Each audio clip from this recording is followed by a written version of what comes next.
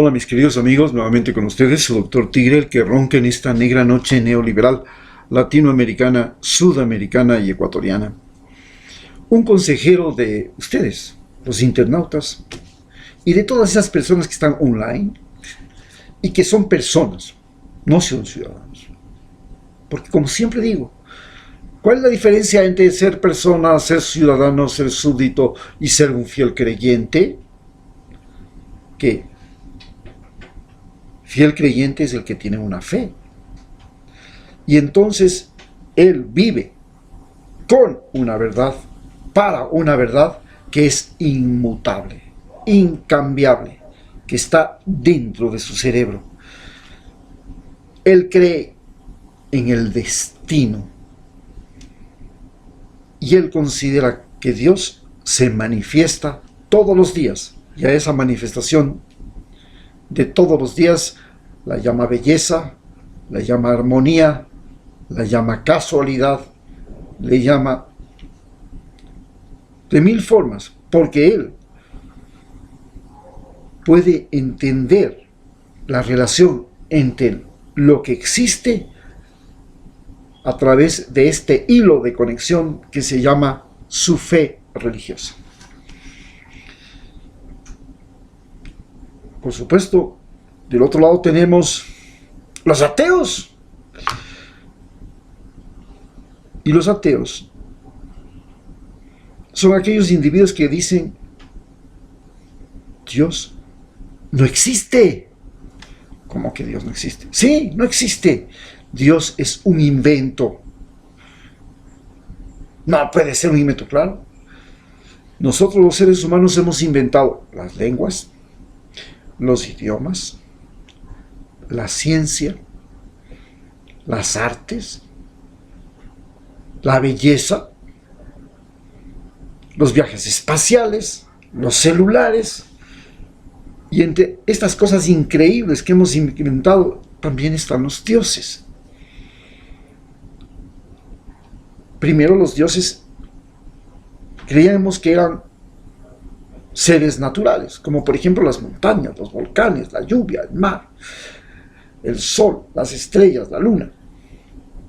Luego comenzamos a pensar que los dioses eran seres que tenían entre que sí y que no aspecto humano. Entonces habían dioses que tenían 100 brazos en la India, otros que tenían cola de pez, otros que parecían el sol, pero le poníamos una sonrisita y unos ojos. Bueno, y comenzamos a humanizar a los dioses. Inclusive, para los creyentes en la ufología, los dioses son seres interplanetarios que llegaron y comenzaron a transmitir información genética y conocimientos a los seres humanos, como nos cuentan las leyendas de Grecia, con seres extraordinarios que tenían cuerpo de caballo, cabeza de seres y que eran el hombre ideal. Ustedes saben que el hombre ideal tiene que ser inteligente de la cintura para arriba y un caballo de la cintura para abajo. Esos eran pues los dioses de la antigua Grecia, los centauros. Y así comenzamos entonces a tener estos dioses, mientras que en África la gente comenzaba a decir: no, Dios es una cosa invisible, fantástica. Dios es nuestra propia imaginación. ¿Cómo? No. Para los europeos eso era estúpido. Solo los animales pueden pensar así. Por eso dijeron que los negros no son seres humanos, son un intermedio entre animales y seres humanos, porque creían en tótems, en cosas, en dioses, que eran figuritas humanizadas o deshumanizadas a las que ellas le hacían culto. Pero en realidad ellos sabían que lo más valioso que el ser humano tiene no es su vida, es su imaginación, y rendían culto a su imaginación, porque ellos se dieron cuenta que la diferencia fundamental entre el león entre el elefante y el ser humano era esto. Ellos podían inventar lanzas, ellos podían inventar trampas, podían actuar en grupo, pero tenían un lenguaje, inventaban palabras primero, luego inventaban significados, luego tenían formas de guardar y de memorizar, en fin, y eso se llamaba imaginación. Entonces, había un Dios que estaba dentro de su cerebro, y ese Dios lo representaban en una que se llamaba tótem. Cuando llegó la Santa Inquisición a América, dijo: esos que adoran a las montañas, esos que adoran a esos tótems, esos que adoran a esas cosas, a esas piedras que están allá en la isla de Pascua, esos son idólatras.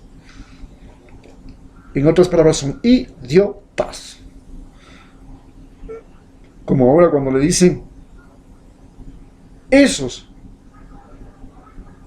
que no cumplen con el sistema de ganar dinero que dice los Estados Unidos que debe cumplirse, y que utilizan la FIFA para ganar dinero, que utilizan los gobiernos para ganar dinero, que utilizan cualquier cosa para ganar dinero que no sea una transnacional, que no sea un mal salario, que no sea la esclavitud moderna, como ustedes saben, el tráfico sexual, tráfico de mujeres que llegan justamente a esos países donde ya no hay mujeres, pues, jóvenes. ¿Dónde están las mujeres jóvenes en Estados Unidos? ¿Dónde están las mujeres jóvenes en Europa? Ya no hay.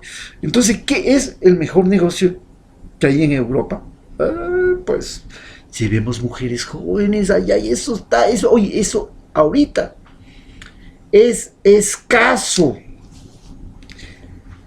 Por eso pagan millones, hermano. Y tenemos la ventaja respecto al narcotráfico.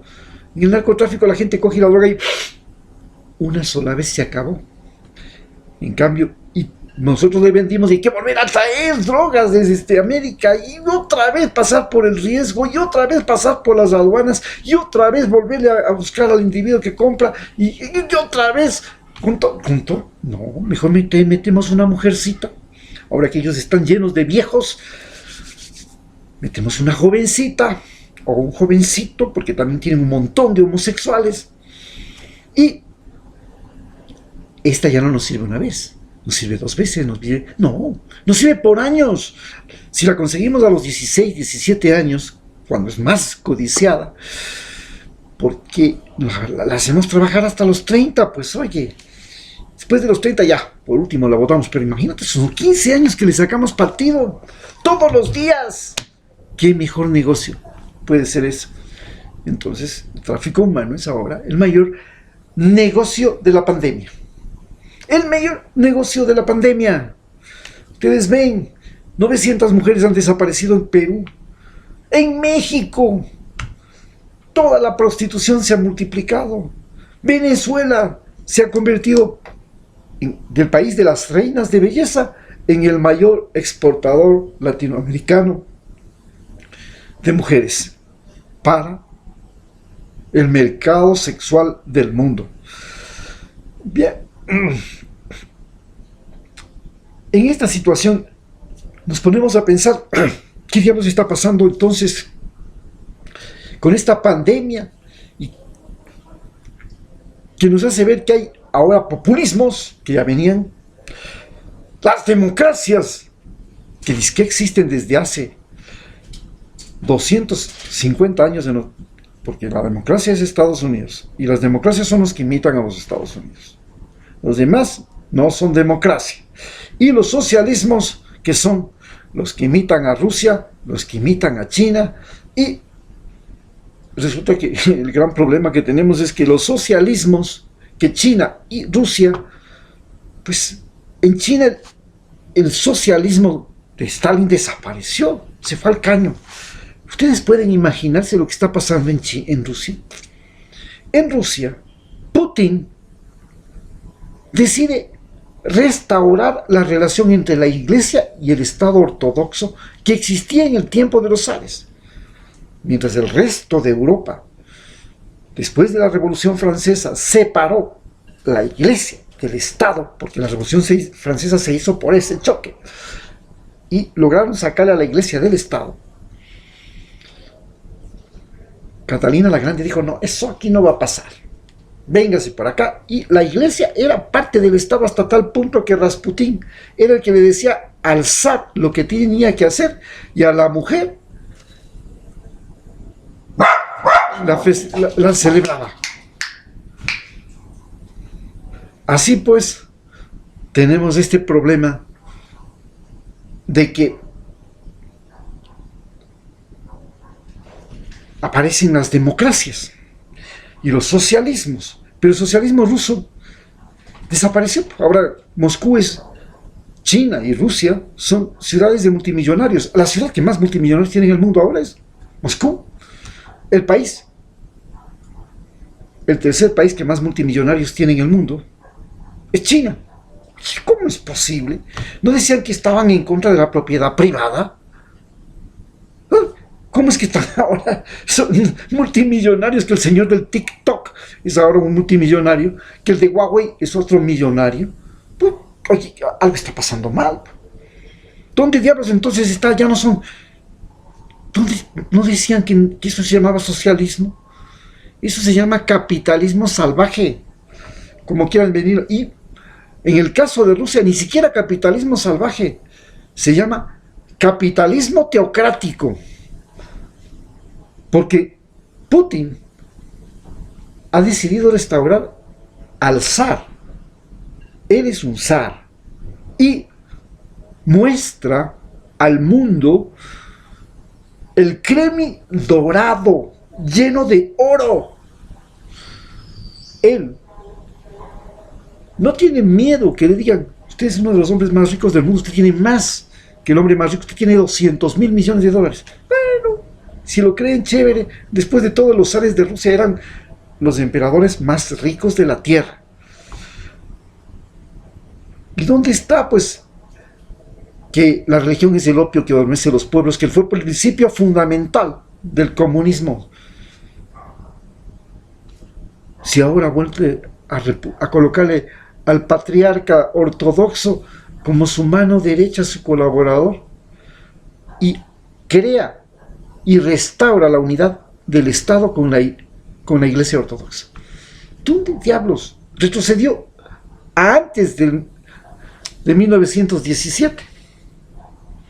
Sin embargo, ¿por qué entonces es enemigo de Rusia, de Estados Unidos? ¿Y por qué es enemigo China de Estados Unidos si los dos son capitalistas? Por el problema de que las democracias son, por sobre todo, el poder de las ciudades. Demos, el primero se llama demos, pueblo, kratos, poder, el poder de los pueblos, del pueblo. Pero nadie entendía que pueblo es todo el mundo. Pueblo es un pueblo. Pueblo es un montón de casitas en una ciudad. Y los pueblos evolucionaron a ciudades, y las ciudades tienen mercados, y los mercados tienen ciudadanos, y esos ciudadanos tienen un mecanismo fundamental de relación en las ciudades. Ese mecanismo fundamental de las ciudades se llama dinero. Y ese dinero es el que permite que existan lo que se llama mercancías. Y en las democracias, entre comillas, todo es mercancía. Y lo fue. Fue mercancía los esclavos. El capitalismo inglés creó y convirtió a los esclavos en mercancía. Fue mercancía el oro de los indígenas, que para los indígenas no era mercancía, eran las lágrimas del dios Sol, era el sudor del dios Sol. No se podía cambiar por nada. Pero llegaron los españoles y le convirtieron al oro en mercancía, y en valor de cambio. Y llegaron los ingleses y le convirtieron a la coca en mercancía. La coca no era mercancía. La coca era, como todas las drogas, era algo que la gente lo usaba para tener un contacto con el Dios, con el mundo que estaba dentro de su cerebro, porque el Dios estaba aquí. Entonces, las drogas fueron utilizadas para tener una conversación con los dioses, desde Grecia. Y entonces, son los ingleses los que convierten a la coca en mercancía, como los españoles convirtieron al alcohol, que era la droga sagrada. Por eso es que se levanta la copa con vinito en la misa y se toma, y se llamaron la sangre de Dios. De sangre de Dios era alcohol. Era la forma de comunicarse con los dioses, porque así fue la historia de la humanidad. La forma de comunicarnos con los dioses fue a través de las drogas. Y se mantiene eso en la Iglesia Católica cuando se toma y se pone vinito y se toma. Y cuando no hay más y hay que hacer la farra, también los curitas se reúnen y se pegan los guarisneis. Y así es como se creó este contacto. Pero ellos convirtieron al alcohol en mercancía, a los esclavos en mercancía. Hoy usted y yo somos mercancía. ¿Cuánto tiene de salario? Tanto. Bueno, pero por ahí hay un tipo que cobra menos. A ver, eso, doctor Moreno, este fulanito me va a trabajar por menos y es más jovencito. Ahí vaya usted para allá. Venga, siguiente. Se convirtieron en mercancía las muchachas que están ahora repoblando Europa y Estados Unidos, y que son llevadas como tráfico sexual desde los países pobres. Bueno, eso se llama democracia. Cuando el dinero es el que gobierna las relaciones sociales. En el socialismo, las cosas son diferentes. Se considera que existe una cosa que se llama el bien común. Ah, sí. ¿Qué es el bien común? Nuestro idioma, nuestras tierras, nuestra cultura, nuestra familia, nuestros hijos, nuestras mujeres, la sabiduría de nuestros ancianos. Eso se llama bien común. Y en el socialismo, el bien común es lo más importante. ¿Y cómo se defiende el bien común? Entre todos. Y para defender el bien común entre todos, se tiene que crear un mecanismo de defensa que se llama socialismo. Y el socialismo tiene, mientras que el capitalismo tiene, y la famosa democracia se fundamenta en que existen muchos partidos, y no hay un solo partido, hay muchos puntos de vista, no hay uno solo, porque es una sociedad donde hay comerciantes, artesanos, profesionales, aristócratas, obreros, campesinos, y cada uno tiene que formar su partido. En el socialismo se dice nada, señor. Todos hablamos aquí el mismo idioma, todos vivimos en la misma tierra y todos vamos a ser uno solo. Y para ser uno solo tenemos que estar unidos en un solo partido. Y se acabó eso de que cada cual llevaba su molino. Lo más importante es la colaboración, la solidaridad, y vamos a crear este socialismo. Y por supuesto se creó un sistema social, un socialismo, que comenzó siendo perverso, maldito, infeliz, como el socialismo de Stalin, que veía a todo el mundo enemigo, y como necesitaba mano de obra barata, y no quería pagar salarios, entonces simplemente buscaba quiénes eran los conspiradores contra el socialismo, y los acusaba de, usted es prostituta. ¿Por qué? Porque recibió un regalo de su enamorado. Pero me regaló, ¿qué quiere? No, eso es prostitución. Usted no puede recibir regalos de su enamorado. A lo mucho le puede dar de comer y nada más. Y de beber. Así era como funcionaba Rusia. Pero si usted recibió un regalo, usted es prostituta, usted se va a un campo de trabajos forzados. Y así se construyó las grandes obras de Rusia, con trabajadores forzados. Llamaban Gulag. Usted habló más de Stalin. Al Gulag. Usted no cumplió con las leyes. Al Gulag. Y se consiguió tener trabajadores forzados, de la misma forma que consiguió soldados. Cuando llegó el sitio de Stalingrado, los soldados rusos tenían que matar a los soldados alemanes, porque si retrocedían, tenían atrás de ellos soldados que venían desde Moscú a matar a los que retrocedían. Así se hizo el sitio de Stalingrado. Así los rusos ganaron. Porque si retrocedían los mataban sus propios, se supone, capitalinos. Este era el sistema socialista que se creó y fracasó. Entonces se inventaron nuevos sistemas socialistas. Apareció el socialismo escandinavo. ¿Qué es esto del socialismo escandinavo nórdico? Bueno, el Estado se ocupa de la educación, de la salud, la infraestructura, cuesta mucho plata, y procura una distribución de la riqueza a través de los impuestos. En esos países, cuando usted es un médico cirujano que gana mucha plata, le conviene a usted trabajar 6 meses y el resto irse a viajar por el mundo. Porque si usted se queda a trabajar con ese salario altísimo, más de 6 meses, son tantos los impuestos que le da lo mismo irse a pasear por el mundo 6 meses que quedarse trabajando todo el año. ¿Para qué diablos se queda trabajando todo el año?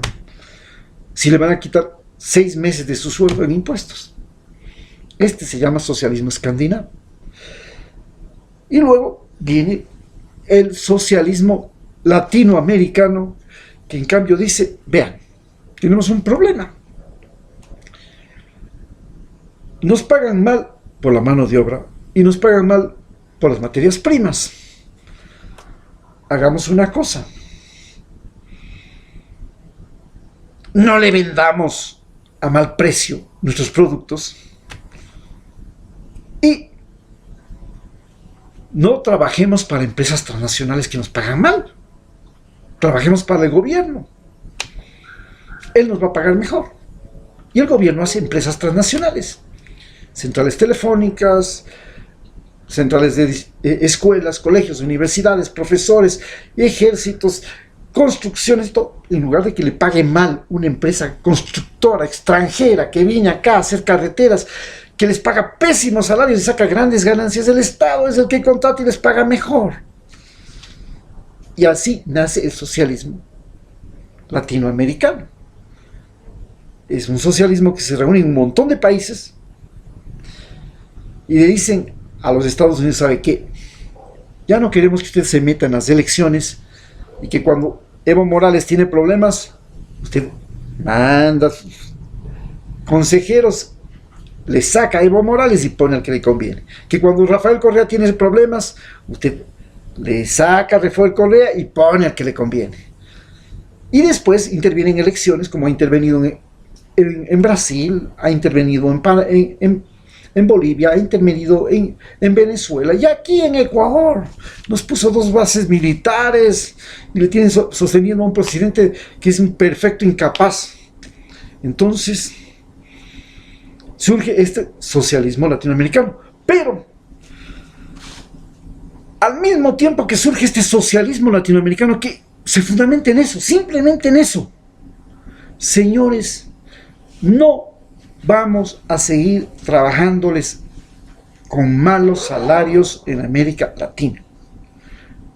No vamos a seguir vendiéndoles nuestros productos y materias primas al precio que a ustedes les da la gana pagar. Ahora nosotros nos vamos a apropiar de nuestro petróleo y vamos a poner el precio del petróleo, nos vamos a apropiar de nuestra carne, y vamos a unirnos con otros países productores de carne, con otros países latinoamericanos y vamos a decir hasta aquí nomás, ya no nos pagan lo que les da la gana. Ese es el simple socialismo latinoamericano. Y luego todos esos ingresos vamos a redistribuir. Lo vamos a convertir en carreteras, en educación, en salud, porque es la forma de hacer llegar el bien a todo el mundo. Ya no carreteras para la hacienda del patrón. Ya no energía eléctrica para la fábrica transnacional. Ya no el puerto y el aeropuerto para las avionetas de la plantación de United Fruit. No. Ahora cambiamos este sistema. Por supuesto, surgen los populismos y viene el populismo. Y entonces hay los populismos. Y por supuesto hay brillante gente de la derecha que me ha sorprendido, señor Álvarez, que hace un análisis de los populistas que me deja asombrado. Yo siempre pensé, uno, lo que me habían enseñado en la televisión, que las rubias eran medio tontas, porque hasta hay una película, rubia tonta, pero no tanto, algo así. Pero este es brillante. Segundo, es latinoamericana. Que los latinoamericanos sean inteligentes y filósofos, sorprendente. Uy, eso ya es caerse para atrás. Pero encima, que sea mujer y que sea bonita, eso es difícil, porque en nuestros países las mujeres bonitas son entretenimiento, son el bocado de los mafiosos, de los carteles, de los productores de televisión, son las tontas que hacen el hola, ¿qué tal? Acabo de ver las que pasan el chisme. Y siempre en la televisión se dibuja a la mujer bonita hablando pendejadas en los noticieros. ¿Cómo? ¿Por qué no ponen a un feo hablando pendejadas y ponen a una mujer bonita? Así. Entonces es el concepto que nosotros creemos y creíamos de las mujeres latinoamericanas. Pero esta mujer, esta señora Álvarez, es bonita, es rubia, es centroamericana, es guatemalteca, donde todo el mundo piensa que puta, los guatemaltecos son de alpargata y nada más. Esta mujer es una brillante defensora de la derecha y una terrible enemiga de los populismos. Y claro, ella se lanza contra los populismos latinoamericanos, pero no habla nada de los populismos comerciales, de los populismos políticos y de los populismos religiosos, porque el populismo se origina en la religión. Comenzamos por creer que el cura es la voz de Dios y comenzamos a rendirle no culto a Dios, culto al cura, lo mismo que pretendió Calígula. Y en eso se convirtió la religión católica, en un culto al cura. Y el cura era la palabra de Dios. Y así nació el populismo latinoamericano. Luego llegaron los populismos políticos que en América Latina han sido parte de nuestra historia. ¿Qué más que Pancho Villa? ¿Qué más populista que Pancho Villa? Un ladrón, mujeriego, violador, asesino, criminal, pero al mismo tiempo héroe de la revolución. Porque luchaba por los pobres, pero no solamente luchaba por los pobres, tuvo las agallas y las pistolas para meterse al territorio norteamericano y reclamar lo que era de México. ¡Carajo!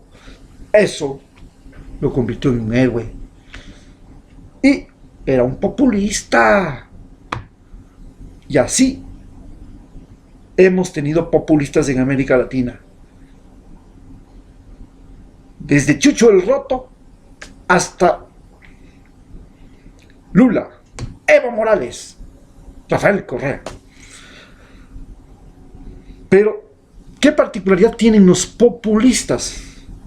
Los populistas principalmente son gente que cultiva la fama, viven de la fama, mientras que... Y esto significa ganar simpatías. ¿Y cómo se gana simpatías? ¿Cómo se ganó simpatías Jesucristo? Jesucristo era un populista. ¿Quién puede discutir que Jesucristo no era un populista? Andaba buscando, haciéndose fama. ¿Y quién puede decir que Buda no era populista? ¿Y quién puede decir que Mahoma no era populista? Segundo, el populista busca idolatrías. Quiere convertirse en un ídolo. Entonces los ídolos no solamente son políticos, también son mediáticos. Por ejemplo, un cantante es un populista. Quiere cantidad de fans. Y basta con que recordemos que Nerón, que Calígula, eran actores y querían ser populares, y hacían shows, y hacían espectáculos en el hipódromo de carreras, hacían guerra de los gladiadores, matanzas y sangre. Y eso era populismo puro. Hacían el show. Por un lado le daban pan y por otro le daban circo. Esa es la triste y la misma historia del populismo siempre. Hitler era populista. Mussolini era populista. Pero Delano Roosevelt era más populista, pues. ¿Quién puede discutir que Delano Roosevelt no era populista? Primero, cogió al Estado norteamericano y lo convirtió en el mayor inversionista. Y entonces dio trabajo a millones de norteamericanos, comenzando por hacerles sembrar árboles, y sembró 3.000 millones de hectáreas de árboles. Construyó carreteras. Y fabricando dinero que no había, no tenía respaldo en oro. Dale, solo sacaba billetes y métele y métele. Y engañando a todo el mundo. Populista. Y logró sacar a los Estados Unidos de la peor depresión. ¿Cómo? Así, dando trabajo. Porque el problema era la depresión. No había trabajo, entonces él inventó y dijo, vamos a trabajar. Y se dio cuenta que no era el dinero lo más valioso del ser humano. Que lo más valioso era el trabajo. Que era el trabajo el que daba valor a las cosas. Y entonces el Estado tenía que dar trabajo. Porque el momento que daba trabajo daba valor. Ah, ese era el seguro. Entonces es mucho más fácil. Si no tengo dinero, doy trabajo. Y después el trabajo solito hace valer las cosas. ¡Qué maravilloso! Populismo puro. Y no me van a decir que Bill Gates no es populista. Y no me va a decir que Zuckerberg no es populista. Populista es cuando el individuo comienza a sacar partido de la fama. Y Bill Gates más populista no puede ser. Ahora ya no solamente que es un genio de la cibernética, sino que además es el protector de la salud del planeta Tierra, con su fundación Bill y Melinda Gates. Maravilloso. Y, por supuesto, también es populista Zuckerberg. ¿Por qué? Porque, oye, este tipo consiguió que todos los seres humanos se volvieran chismosos, cuentistas, y se comunicaran entre ellos. Y se acabaron las fronteras, se acabaron las lenguas, se acabaron todo, se acabaron los tipos que tenían el conocimiento. Todo el mundo tiene ahora conocimientos, todo el mundo tiene de qué hablar, todo el mundo es sabio, todo el mundo es como Maximiliano Moreno. Oiga, eso no se llama populismo. La diferencia está en que la democracia te permite elegir y lo fundamental es el mercado, el dinero y el ciudadano. Que en el socialismo lo más importante es el bien común, la colaboración, la solidaridad y, desgraciadamente, el partido único. O el partido más grande. Porque en Estados Unidos nadie puede decir quién es más grande, los demócratas o los republicanos. Pero en Rusia sí. Y en el populismo lo más importante son los fanáticos.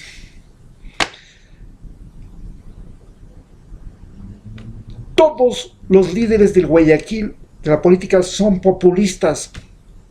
¿Por qué? Porque Guayaquil es una ciudad de fanáticos. ¿Cómo usted va a decir que la sociedad? Claro. Fanáticos del Barcelona y fanáticos del Emelec. Y eso es punto final. ¿Cómo me va a decir que los candidatos de la sierra no son populistas si son fanáticos? ¿Cómo va a decir que son fanáticos? Claro. O son católicos o son ateos. Así nomás es como nos vemos. Muchas gracias.